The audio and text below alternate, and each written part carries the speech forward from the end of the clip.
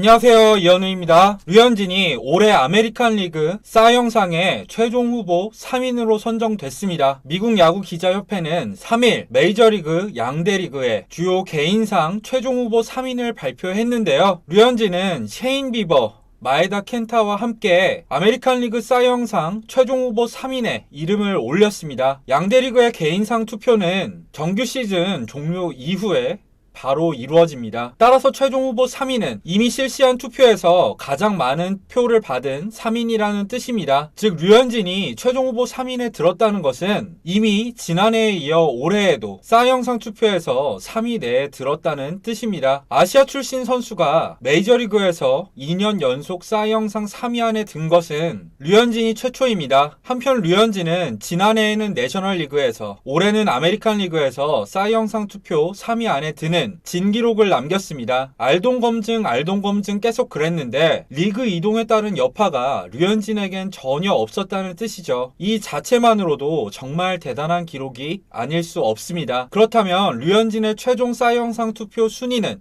몇 위가 될까요? 여기서 한 가지 확실한 점은 아쉽지만 올해 아메리칸 리그 사 영상 투표 1위는 셰인 비버의 차지가 될 확률이 높다는 것입니다. 비버는 8승 1패에 122탈삼진, 평균자책점 1.63으로 다승 탈삼진 평균자책점에서 모두 리그 1위에 올랐습니다. 이런 기록을 가리켜서 트리플 크라운이라고 하죠. 상대적으로 투수에게 유리했던 중부지구 소속이었다는 점을 고려한 세이버 매트릭스 지표들을 보더라도 비버가 올해 한정 가장 잘 던진 투수라는 점은 부정할 수가 없습니다. 따라서 현실적으로 류현진이 차지할 수 있는 최상위는 아마도 2위가 될 것입니다. 이미 투표는 끝났지만 말이죠. 어쨌든 류현진은 이 2위 자리를 놓고 마에다와 경합을 펼쳤습니다. 그렇다면 류현진과 마에다 가운데 올해 아메리칸 리그 사 영상 투표 2위는 누구일까요? 이 부분에 대해서 저는 지난 9월 27일 류현진의 2020 시즌 활약이 마에다를 압도하는 이유라는 제목의 영상에서 자세히 말씀드린 적이 있습니다. 아마도 이 위쪽에 카드가 뜰 텐데 더 자세하게 알고 싶으신 분들은 클릭해 주시면 감사하겠고요. 이 영상 내용을 간단히 요약하자면 두 투수의 표면적인 성적은 비슷해 보이지만 구장과 팀 수비력 그리고 상대한 타선의 수준을 고려했을 때는 류현진이 마에다보다 월등히 뛰어난 활약을 펼쳤다는 내용이었습니다. 이 영상에서는 다시 한번 그 부분을 짚어보도록 하겠습니다. 일단 올 시즌 류현진이 홈구장으로 쓴 세일런 필드는 파크 패터 1.383으로 1.397인 쿠어스 필드에 이어서 메이저리그 전체에서 두 번째로 높았습니다. 반면에 마에다의 홈구장인 타겟 필드는 0.938, 22위에 그쳤습니다. 파크 팩터란 야구장의 특성을 나타내는 지표로 각 구장이 얼마나 타자 또는 투수에게 유리하고 불리한지를 나타내주는 지표입니다. 1보다 클수록 타자에게 유리하고 낮을수록 투수에게 유리하다는 뜻인데요. 파크 팩터 1.383이란 건 메이저리그 평균에 비해 이 구장에서 점수가 38.3% 더 나왔다는 뜻입니다. 반면에 0.938이라는 거는 평균보다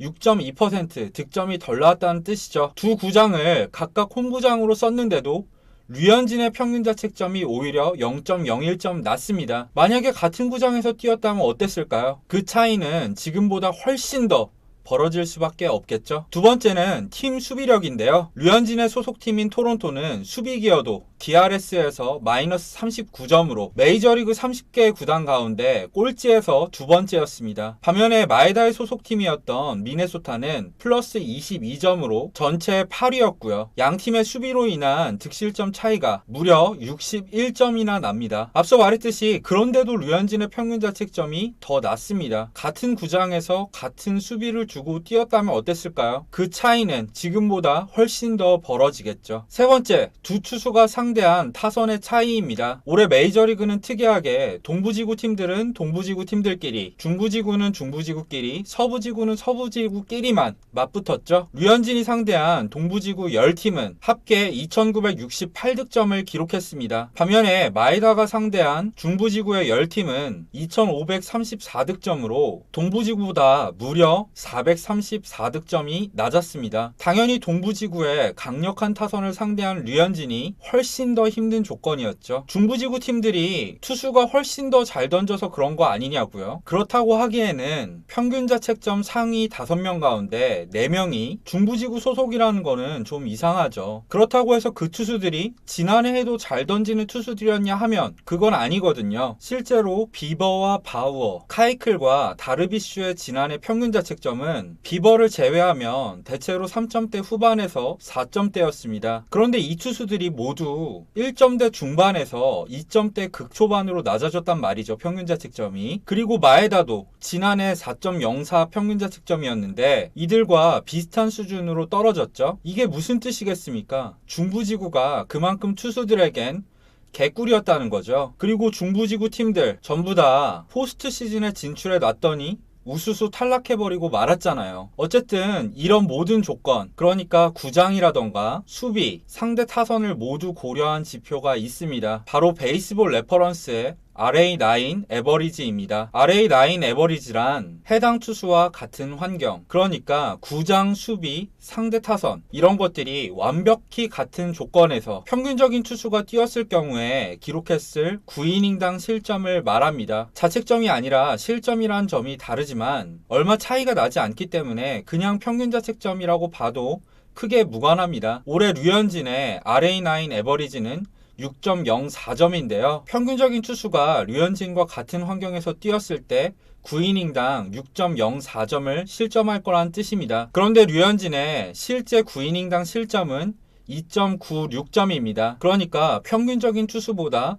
3점 이상 낮게 실점을 덜 했다는 것이죠. 9이닝을 기준으로 했을 때요. 반면에 마에다 선수의 RA9 에버리지는 4.09점입니다. 그냥 평균적인 투수가 뛰더라도 9이닝간 실점이 대략 4점 정도라는 겁니다. 류현진보다 훨씬 더 편안한 환경에서 뛰었다는 걸 알 수 있죠. 더 놀라운 점은 이 RA9 에버리지에 류현진이 뛴 세일런 필드의 파크 팩터가 표본이 모자라다는 이유로 중립구장으로 계산이 됐다는 겁니다. 올 시즌 세일런 필드에 실제 파크 팩터를 대입하면 류현진의 WAR은 지금보다 훨씬 더 뛰어오르게 됩니다. 그런데 이게 반영하지 않더라도 그냥 RA9 에버리지를 바탕으로 계산된 베이스볼 레퍼런스의 WAR을 보면 류현진은 3.0승으로 전체 3위, 마에다는 1.6승으로 30위입니다. 류현진이 거의 2배 가까이나 높죠. 한마디로 말해서 구장 빼고 수비랑 상대 타선만 비교하더라도 류현진이 마에다보다 훨씬 더 잘했다는 뜻입니다. 그러면 왜 팬그래프에서 제공하는 WAR은 마에다가 더 높냐고 하시는 분들도 계실 겁니다. 그런데 여기에는 다 이유가 있습니다. 다들 아시다시피 팬그래프의 WAR은 수비무관 평균 자책점, 그러니까 FIP를 기반으로 합니다. 그렇기 때문에 수비력 차이는 나름대로 중립화됐다고 볼 수 있어요. 그리고 구장도 표본이 적으니까 중립구장으로 계산하더라도 그냥 넘어갈 수 있습니다. 문제는 올해도 팬그래프가 아메리칸 리그는 아메리칸 리그 전체를, 내셔널리그 투수들은 내셔널리그 투수들 전체를 놓고서 평균을 잡았다는 겁니다. 실제로는 타선의 차이가 있고 동부는 동부끼리, 중부는 중부끼리, 서부는 서부끼리 맞붙었는데 이게 반영이 전혀 안 됐다는 거죠. 평균 자책점 차이가 굉장히 큰데도 말이죠. 그러다 보니까 원래부터 상대 타선을 반영해서 너무 심하게 보정하는 게 아니냐는 비판을 받았던 베이스볼 레퍼런스랑은 다르게 오히려 팬그래프는 보정을 하나도 안 하고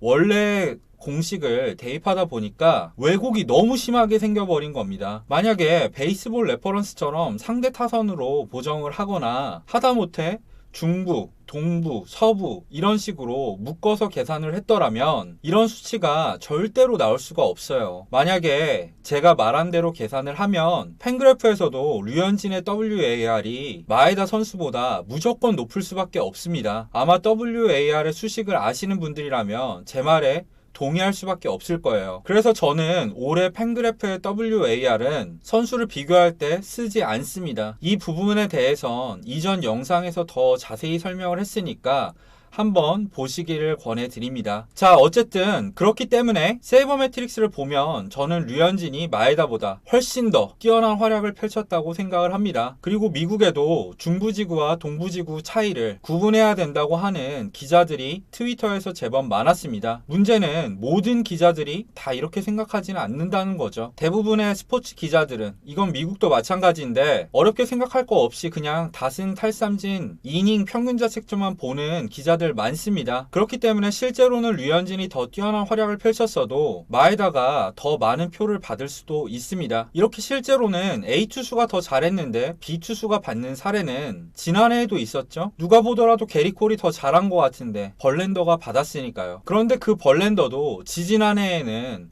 블레이크 스넬에게 싸이영상을 뺏겼습니다. 본인이 더 잘 던졌는데도 말이죠. 이런 일들이 메이저리그에서도 비일비재합니다. 하지만 마에다가 투표 결과 순위가 더 높을 수는 있어도 세이버 매트릭스로 봤을 때 류현진이 마에다보다 더 뛰어난 활약을 펼쳤다는 사실은 변하지 않습니다. 그냥 투표는 투표일 뿐이죠. 다수결이 꼭 정답은 아닙니다. 그건 그렇지만 저 개인적으로는 올해 류현진이 실제 투표에서도 마에다보다 높은 순위, 그러니까 2위를 차지할 것이라고 생각합니다. 왜냐하면 류현진이 카이클 등을 제치고 최종 후보에 있다는 것 자체가 세이버 매트릭스를 보는 기자들이 늘어났다는 증거라고 생각하기 때문입니다. 그리고 이렇게 세이버 매트릭스를 안다면 절대 그 기자는 마에다를 류현진보다 위에 놓을 수는 없죠. 이건 제 개인적인 생각입니다. 여러분들은 어떻게 생각하시나요? 댓글로 많은 의견 남겨주시면 감사하겠고요. 유익하게 보신 분들은 좋아요와 구독도 부탁드리겠습니다. 그럼 지금까지 시청해주셔서 감사합니다.